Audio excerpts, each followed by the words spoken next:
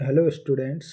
आज मैं आपके लिए लेकर आया हूँ क्लास 8 के स्टूडेंट्स के लिए प्रखर इंग्लिश की हमारी जो वर्क बुक है उसकी वर्कशीट नंबर 28 से कुछ एक्टिविटीज़ मैंने हल किए।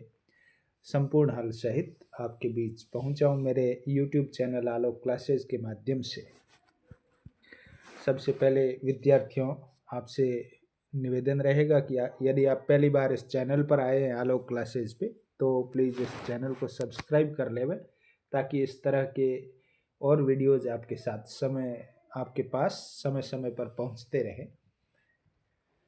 चलिए बिना वक्त गंवाए हल करते हैं। हमारी वर्कशीट नंबर सबसे पहले 28 ऊपर लिखा हुआ है कॉम्पिटेंसी यानी दक्षता क्या आएगी, आप इसको पढ़ेंगे तो यूसेज पंक्चुएशन। पंक्चुएशन कहते हैं विराम चिन्हों को, कॉमा, क्वेश्चन मार्क ऐसे होता है, फुल स्टॉप, उसको पंक्चुएशन कहते हैं। पंक्चुएशन मार्क एप्रोप्रिएटली यानी विराम चिन्हों का ठीक से प्रयोग करना आप सीखेंगे। सबसे पहला देखो, rewrite the given sentences using the correct punctuation marks and capital letters. Sentence जो दे रखे उनको आपको वापस लिखने हैं पंक्चुएशन का उपयोग करते हुए, और यदि किसी जैसे कोई प्रॉपर नाउन है और उसका फर्स्ट लेटर कैपिटल नहीं है तो उसको कैपिटल करते हुए आपको पुनः लिखना है।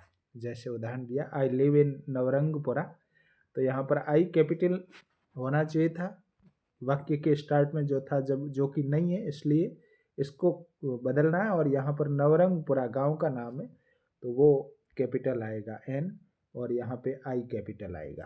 इस तरह से आपको सारा काम नीचे करना है। सबसे पहला सेंटेंस देखिए, Ketan is my best friend. अब आपको पता चल गया होगा, ऊपर जो उदाहरण मैंने हल किया है आपको बताया उससे कि केतन में कैपिटल आना चाहिए, फर्स्ट लेटर यानी के कैपिटल हो जाएगा और उसके बाद और कोई यहाँ बेस्ट फ्रेंड यानी यहाँ सेंटेंस कंप्लीट हो गया तो फुल स्टॉप आएगा पीछे इस जगह पे। यहाँ व्हाट इज योर नेम, इसमें आपसे पूछा गया इसलिए क्वेश्चन मार्क आएगा, तो यहाँ पे मैंने गलत लिखा है इसको, व्हाट इज योर नेम मैंने लिख दिया माय नेम इज, जबकि लिखना क्या है, इसी सेंटेंस को वापस लिखना है। तो डब्ल्यू कैपिटल हो जाएगा, व्हाट इज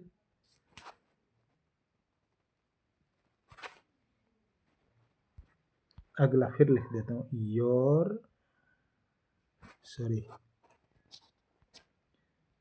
योर नेम, और उसके बाद पंक्चुएशन आएगा क्वेश्चन मार्क का, यानी ये आएगा व्हाट इज योर नेम में। प्रीति, लक्षिता एंड स्वाति, ये 3 नाम दे रखे हैं। कोई भी नाम अपन लगातार लिखते हैं तो कॉमा लगता है। यहाँ पर प्रीति में पी कैपिटल है, सही है बिल्कुल। लक्षिता में एल जो है वो कैपिटल होगा और स्वाति में एस कैपिटल होगा, तो प्रीति के बाद कॉमा लगेगा जो कि यहाँ पे लगा हुआ। Preeti, Lakshita and Swati are playing in the garden, और गार्डन के बाद फुल स्टॉप लगा देना यहाँ। ही आस्क्ड मी, अभी ही में एच कैपिटल होना चाहिए, हमने कर दिया, नीचे आंसर में देख लेना। He asked me where do you study, ये भी प्रश्न पूछा जा रहा है इसलिए क्वेश्चन मार्क लगेगा यहाँ पे। He asked me where do you study. और we went to Jaipur last month, हम गत महीने जयपुर गए। वी में डब्ल्यू कैपिटल हो जाएगा और अंत में फुल स्टॉप से आपका सेंटेंस कंप्लीट हो जाएगा। और जयपुर में यहाँ पर जे स्मॉल लेटर में जो कि आपको कैपिटल करना है, ये 2 चीज़ें ध्यान रखना। आगे चलते हैं, rewrite the given paragraph using the correct punctuation and capital letters. उचित विराम चिन्हों का प्रयोग, और जो काम हमने ऊपर किया वो का वो यहाँ नीचे भी करना है। इस पूरे पैराग्राफ को पढ़ना आपको और फिर उचित विराम चिन्हों का और जहाँ पे जो लेटर कैपिटल होना चाहिए उसको कैपिटल करते हुए आपको वापस लिखना, और कुछ भी इस पर नया नहीं है, मैंने लिख दिया, आप लोग इसको अच्छी तरह से, मैं पढ़ लेता हूँ एक बार।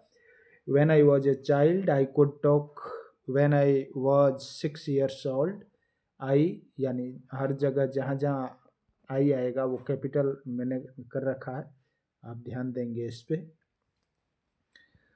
और जहाँ सेंटेंस पूरा होके नेक्स्ट सेंटेंस स्टार्ट होता है तो फर्स्ट लेटर कैपिटल आएगा। ये दो ही चीज़ें इसमें ध्यान देने वाली है और आप लोग इसको पढ़ लेंगे अच्छी तरह से।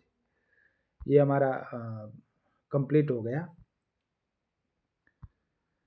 ये बीच में है एक्टिविटी रिसोर्स पेज, जिसमें आपको एक्टिविटी का नाम इधर दे रखा है, क्या एक्टिविटी करनी, पैराग्राफ राइटिंग।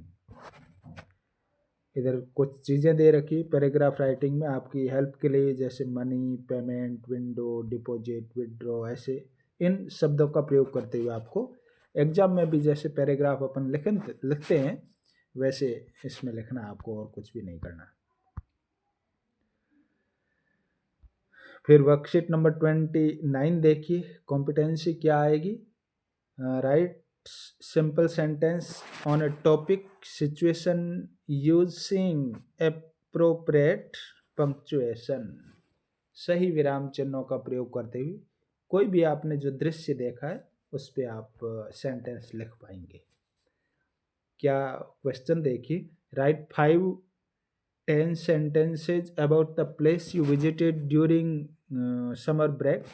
यानी गर्मियों की छुट्टियों में आप किसी जगह पे विजिट करने के लिए गए, घूमने गए हैं, तो उसके बारे में 5-10 वाक्य लिखने हैं आपको।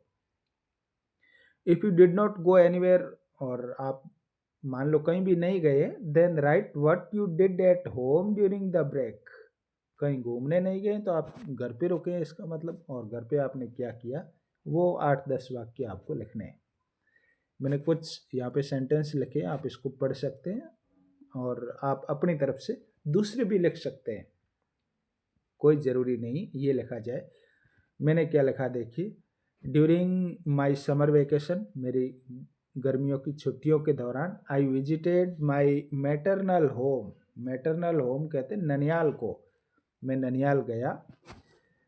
All my cousins also visited the same place, यानी मेरे और जो मौसी के लड़के थे, भाई बहन थे, वो भी वहाँ सैर करने के लिए आए। We have a lot of fun there, हमने वहाँ पर खूब एंजॉय किया, आनंद लिया। My grandparents have a beautiful, यहाँ पे ब्यूटी फुल गार्डन, यानी मेरे नाना जी के वहाँ एक सुंदर सा बगीचा है। वी ऑल एन्जॉयड देयर, हम सब ने वहाँ आनंद लिया। My grand parents taught us gardening, यानी हमारे नाना जी ने या नाना नानी ने हमको गार्डनिंग यानी बागवानी के बारे में बताया, सिखाया। ये एक्टिविटी नंबर 29 हल कर दी। वर्कशीट नंबर 30 देखिए, competency infers meaning and writes appropriate sentence, यानी कुछ सेंटेंस आपको दे रखे और इनको थोड़ा सा अंडरलाइन कर लो या डार्क आप कह सकते हैं, डार्क किया हुआ। इसकी जगह पे आपको दूसरा वर्ड लिखते हुए सेम सेंटेंस वापस लिखना है। काम क्या करना है, ऊपर देखो लिखा हुआ यहाँ, let us learn some new words and make a new sentence from them, take help to your teacher। अपने टीचर की मदद से नए सेंटेंस बनाने हैं। कैसे बनाने देखो, it is very humid today, इसकी ह्यूमिड की जगह आप क्या दोबारा सेंटेंस लिखा है, यानी इसका सिनोनिम्स लिखना है, तो मग्गी यानी आज बहुत उमस है। This is mango groove, groove कहते हैं बगीचे को, बगीचे की ग्रूव की जगह आपको दूसरा वर्ड काम में लेना, वो मैंने लिखा पार्क यानी बगीचा, आम का बगीचा है। आगे बढ़ो, there are 3 eggs in the nest, यानी घोंसले में 3 अंडे। अब आपको काम क्या करना है, नेस्ट की जगह पे दूसरा वर्ड लाना है जिसका मीनिंग नेस्ट जैसा ही हो, घोंसला ही हो। क्या लिखा मैंने देखो, there are 3 eggs in the bird house, nest को बर्ड हाउस भी कहते हैं, तो घोंसले में 3 अंडे। My dog has a short tail, मेरे कुत्ते की छोटी सी पूंछ है। पूंछ को और क्या नाम दे सकते हैं अपन? ब्रश, इधर लिखा हुआ है स्कट, स्कट या ब्रश। तो माई dog has a short brush या स्कट, आप दोनों में से कोई एक लिख सकते हैं। आगे बढ़ो। दैट हाउस लुक वंडरफुल, वह घर जो है वो बड़ा अच्छा लगता है। और वंडरफुल की जगह आप दूसरे वर्ड काम में लेंगे तो सबलाइम या डिलाइटफुल। और it is a deep river, यह गहरी नदी है। डीप को ग्रेट भी आप कह सकते हैं। इस तरह ये हमारी एक्टिविटी पूरी हो गई। वर्कशीट नंबर 31 देखिए, रीड टेक्स्ट विद कॉम्प्रिहेंशन और लोकेट्स डिटेल्स अप्रोप्रिएटली। जो ये टेक्स्ट दे रखा है आपको, इसको आपको अच्छी तरह से पढ़ना है। उसके बाद नीचे कुछ साइन बोर्ड लगे हुए, संकेत बोर्ड लगे हुए, उन वो संकेत बोर्ड आपको क्या संकेत दे रहे हैं ये आपको पता करके ठीक ठाक नंबर इसके नीचे भरना है। सबसे पहले पढ़ते हैं, देखिए। You might have seen many such signboards on the road. Look at the given signboard and identify the correct instruction for it. आपने सड़क किनारे कई साइन बोर्ड देखे होंगे, संकेत बोर्ड देखे होंगे, और अब पढ़ो और फिर पहचानो कि कौन सा संकेत बोर्ड क्या संकेत देता है। नंबर 1 देखो, you should not cross the speed limit here. आप यहाँ जो गति की जो सीमा है उसको क्रॉस नहीं कर सकते, यानी निर्धारित गति सीमा में वाहन चलाने। कौन सा बोर्ड है जो आपको ये संकेत देता है, वो आपको 1 नंबर उस बोर्ड के नीचे डालना है। ये खैर बाद की बात है, पहले पढ़ लेते हैं। Animals are in the surroundings, यानी आसपास जानवर हो सकते हैं। They may come on the road, वो सड़क पर आ सकते हैं। ये कौन सा बोर्ड हमें बताएगा? There is a school near the road, सड़क के पास स्कूल है। सो बी केयरफुल, इसलिए सावचेत रहें। Work on the road is in progress, सड़क पर कार्य प्रगतिशील है। सो ड्राइव स्लोली, इसलिए धीमे चलाएं। और 5वां देखिए, sorry you can not park here, आप यहाँ पार्क नहीं कर सकते गाड़ी को। इन सब के आगे आपने ध्यान दिया हो, मैं पुनः बता देता हूँ, तो नंबर लगे हुए जैसे 5। अब गाड़ी पार्क नहीं करने का साइन बोर्ड है, उसके नीचे जो कॉलम बना उसमें आपको 5 नंबर लिखने। 4 नंबर किसके लिए, 3 किसके लिए, 2 किसके लिए, 1 किसके लिए, अलग अलग नंबर है सबके लिए। अब चलो सबसे पहले ये संकेत बोर्ड देख लेते हैं कि ये क्या कहता है। ये कह रहा है कि आसपास स्कूल है, इसलिए सावधानी से बस चलाना, ड्राइव करना है। उसके लिए 3 नंबर था, हमने लिख लिया है। यहाँ सड़क कार्य प्रगति पर है, यहाँ आप वाहन पार्क नहीं कर सकते, यहाँ गति क्रॉस नहीं कर सकते निर्धारित सीमा से ज़्यादा, और यहाँ आसपास जानवर हो सकते हैं। ये केवल इतना ही काम करना था आपको, इनके नीचे नंबर लिखने थे। अब जानवरों के लिए ये साइन बोर्ड है, स्पीड लिमिट के लिए ये है, नो पार्किंग के लिए ये है, वर्क इन प्रोग्रेस के लिए ये है, और स्कूल आसपास है सराउंडिंग, उसके लिए ये है। चलो next, draw more of these sign board you see in your surrounding is in the given space and write what they mean. यानी आपने सड़क किनारे जो और संकेत देखे, इसके अलावा ये जो 3, 2, 5 दे रखे, इसके अलावा और आपने बहुत से संकेत देखे, उनको उनके चित्र बनाना है। जैसे इस तरह के होते हैं ना, ये त्रिभुज के अंदर डाला हुआ, इस इधर मुड़ा हुआ, इसका मतलब टर्न लेफ्ट, यानी आगे जो है वो बाएं और मोड़ होगा। इसका मतलब है सीधे चलना है। इसका मतलब राइट टर्न है आगे, और इसका मतलब है आगे पुल है। इस तरह के और बहुत सारे साइन बोर्ड सड़क किनारे आपने देखे होंगे। चलो आगे बढ़ते हैं। ये हमारी वर्कशीट नंबर 31 हल हो गई। 32 में क्या देखो, आइडेंटिफाइज कंजक्शंस एप्रोप्रिएटली, यानी आप किसकी पहचान कर पाएंगे? आप कंजक्शन की पहचान कर पाएंगे।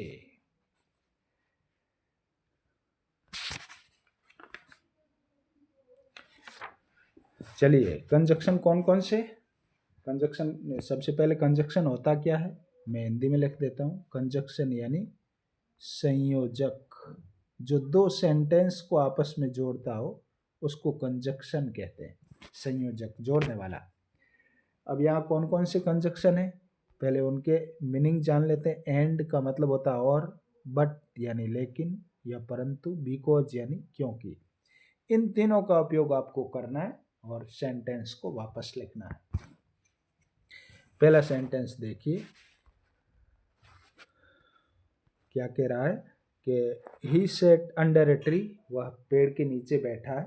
ही वॉज टायर्ड, वह थका हुआ था। पेड़ के नीचे कोई क्यों बैठता है, वह थका हुआ था इसलिए बैठा था, यानी ये कारण है उसके बैठने का कारण है ना, इसलिए कारण हमेशा बिकॉज में बताया जाता है।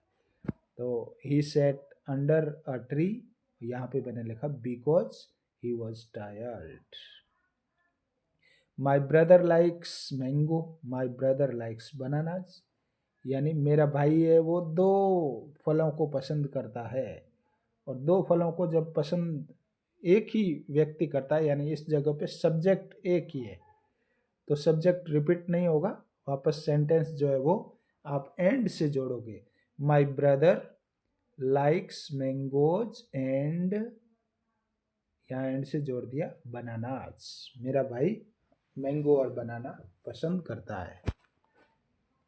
जय स्पीक्स हिंदी, जय स्पीक्स इंग्लिश, यानी यहाँ भी सब्जेक्ट एक ही है, जहाँ सब्जेक्ट एक ही होता है वहाँ एंड से सेंटेंस जुड़ता है। Jay speaks Hindi and English. Sonam won the race, she ran very fast, Sonam ने रेस जीत ली क्यों, इधर कारण लिखा हुआ है तो बिकॉज से जुड़ेगा। Sonam won the race because she ran fast, Sonam ने रेस जीत ली क्योंकि वो तेज दौड़ी। Number 5, Pinky worked hard, she did not pass, Pinky ने कठिन परिश्रम किया, मेहनत की, शी डिड नॉट पास, वो पास नहीं हुई। यहाँ ये सेंटेंस किससे जुड़ेगा, यहाँ पर कौन सा वर्ड हम काम में लेंगे, तो वहाँ यहाँ आएगा Pinky worked hard but she did not pass, Pinky ने कठिन परिश्रम किया लेकिन वो पास नहीं हुई। नंबर 6 देखिए, I waited for Pinky, she did not come, मैंने पिंकी का इंतजार किया, बट से ये सेंटेंस जुड़ेगा। Next, the man is old, he runs very fast, the man is old, आदमी बूढ़ा है, but he runs very fast, फिर भी वो तेज दौड़ता है। नंबर 8 देखिए, Riya is very sad, she lost her book, Riya बहुत दुखी है। अब उसका कारण लिखा हुआ है, उसने अपनी किताब खो दी थी, कारण लिखा है, इसका मतलब बिकॉज से सेंटेंस जुड़ा है। Next, Shiva has a parrot, Shiva has a dog, यानी सब्जेक्ट फिर सेम है तो एंड से जुड़ेगा सेंटेंस और यहाँ पे जुड़ा हुआ है।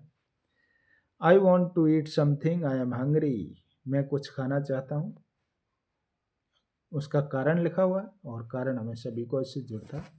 इस तरह से हमारी वर्कशीट नंबर 32 कंप्लीट हो गई। वर्कशीट नंबर 33 देखिए, reads text with comprehension, identifies main idea and relates to personal experiences, यानी इस पोइम को, इस टेक्स्ट को पढ़ना है और फिर अपना अनुभव क्या कहता है किसी चीज़, पोइम में क्या लिखा हुआ है, और आप मान लो व्यक्तिगत जीवन में उस चीज़ को देख लें तो आपका क्या विचार रहेगा, वो चीज़ें लिखनी है। यहाँ देखो number 1, right the line which suggest this kind of snake was harmless, इस तरह के जो सांप होते हैं वो हार्मलेस होते हैं, यानी वो नुकसान करने वाले नहीं होते हैं। सम स्नेक्स आर डेंजरस, इधर लिखा हुआ यहाँ, but mother says that kind is good and eats insect for his food, so when he wiggles in the grass I shall stand aside and watch him pass। तो यहाँ पे कौन सी line लिखनी थी हमको, उधर मैंने यहाँ पे लिखनी थी that kind is good, वो लिखनी थी, हालांकि मैंने यहाँ गलत लिख दी है, इसको आप कट कर देंगे। दैट काइंड इज और गुड। ठीक है बच्चों। नेक्स्ट, व्हाट डू स्नैक्स ईट? सांप क्या खाते हैं? तो इधर लिखा हुआ इंसेक्ट्स, यानी कीड़े मकोड़े खाते हैं, इंसेक्ट्स। फिर how will you react when you see snakes? आप एक सांप देखेंगे तो क्या प्रतिक्रिया होगी? आई विल किल इट, मैं उसको मार दूंगा। आई विल टीस इट, मैं उससे चिढ़ाऊंगा। आई विल स्टैंड असाइड, मैं किनारे खड़ा हो जाऊंगा। और आई विल शाउट, मैं चिल्लाऊंगा। आप इसमें इन चारों में से क्या काम करोगे वो आपको उस पर टिक मार्क करना है। मैंने नहीं किया है, आप अपनी इच्छा से करना। Can you name some snakes which are dangerous? कुछ सांपों के नाम बता सकते हो जो खतरनाक है? तो यहाँ पे मैंने दो नाम लिखे, रसेल्स वाइपर और दूसरा ब्लैक मम्बा। ये दो खतरनाक सांप हैं। चलिए, वर्कशीट हमारी हल हो गई। वर्कशीट नंबर 34 देखिए। Competency, write simple sentence on a visual situation using appropriating punctuation. यानी आप किसी भी चीज़ को मान लो देख लेते हैं, तो उस पे आपको उचित शब्दों का प्रयोग करते हुए सेंटेंस बनाने। यहाँ पे जैसे बस स्टैंड पे आप गए हो, बहुत सारी चीज़ें देख रहे हो ना, इसको इंग्लिश में लिखना है आपको।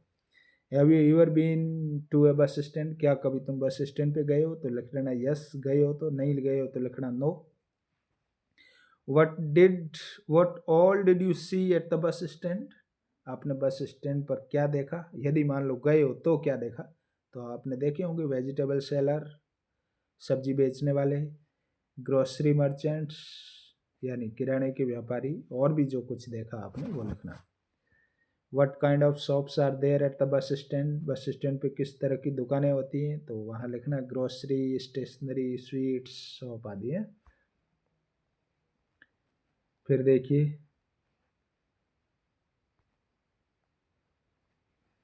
What did you travel by, where did you travel by the bus? आप बस से कहाँ गए? तो वहाँ लिखना बनियाना टू जोधपुर, जैसलमेर, जहाँ भी आप गए वो लिखना। Right the name of the bus stand in English. Bus stand के अंग्रेजी में नाम लिखने, तो वहाँ बस स्टैंड भी कहते हैं, बस स्टेशन भी कहते हैं, और भी कोई नाम आपके दिमाग में हो तो लिख सकते हैं। ये हमने वर्कशीट हल कर दी। असेसमेंट, फॉर्मेटिव असेसमेंट देखी, यानी अब तक आपने जो पढ़ा है उसके आधार पर एक छोटा सा टेस्ट है, उसको आप हल करेंगे। और इसी के साथ हमारा वीडियो पूरा हो जाएगा। आज का पहला नंबर देखिए, which sign board says beware of the following rocks? कौन सा संकेत बोर्ड ये कहता है कि यहाँ पर गिरती हुई चट्टानों से आपको सावचेत रहना है? तो वो यहाँ चित्र में आपको स्पष्ट दिखाई दे रहा है इसमें, तो इसमें आपको राइट का निशान लगाना। इधर दूसरा प्रश्न देखिए, tick the correct conjunction to complete the sentence. वाक्य पूरा करने के लिए उचित संयोजक यूज करने आपको। I also wanted to go with you, मैं भी आपके साथ जाना चाहता था। बिकॉज, उसका कारण, जाना चाहता था इसका मतलब कोई कारण है, इसलिए बिकॉज से जुड़ेगा, ये इस पे राइट का निशान लगाना।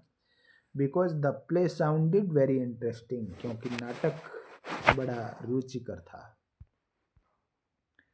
तीसरा देखो, the principal furiously shouted at us. Principal हम पर चिल्लाया, फ्यूरियसली यानी क्रोध से। What does the word furious mean here? Furious का सिनोनिम आपको ढूंढ के लिखना, वो है एंग्री।